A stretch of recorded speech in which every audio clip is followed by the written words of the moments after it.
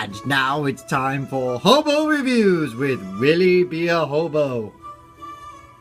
Tonight's review, the Indiana Jones movie series. Oh my god, this is the best movie I've ever seen in my whole life! Spoilers! Spoilers! There's this guy named Indiana Jones who's an archaeologist, and he's also a professor at Syracuse! Or some school in New York, I don't know. But in any case, he goes on adventures, and I'm gonna delve into all 4 movies at once. First, Raiders of the Lost Ark. In this point, Indiana Jones is looking for the Lost Ark, except first he's looking for that, prize possession that you see on those amusement park rides and whatnot. So he maneuvers that before running into his French rival, and he has to run away from all these Indian tribes with the poison darts. And then he goes off, and he searches for the Lost Ark, only to discover his true love, Raven. Or Marion Ravenwood. Yeah, there we go. I don't know what the hell I was doing. They go off on the desert in Cairo, and they go and find the Lost Ark. Except the Lost Ark reveals shit!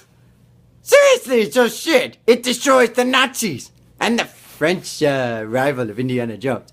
So that's that in that one. And then it's evaluated by top men. In the Temple of Doom, which is actually a prequel to Raiders of the Lost Ark. I don't know why he would do that. But in any case, Indiana Jones is in China. He discovers the remains of the first emperor of Manchu dynasty. And so he runs off with Willie, who I swear to God is the most annoying bimbo in the history of bimbos.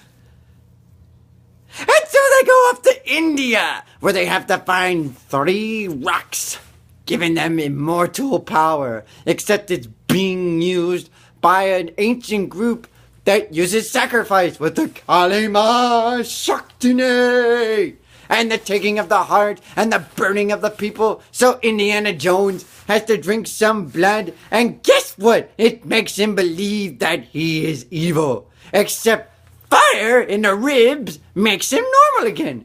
So he defeats the foe, saves the children, and gets the rocks back to India. In The Last Crusade, Indiana Jones once again has to counter with the Nazis, but this time he's trying to find the Holy Grail. That's right, the same Grail used in the Last Supper by Jesus Christ 2,000 years ago. Isn't that exciting? And he bestows upon someone named Walter Donovan. Hey, that last name sounds familiar. He is the rival of Indiana Jones in the quest for the Holy Grail. And so he has to also find his daddy, played by Sean Connery.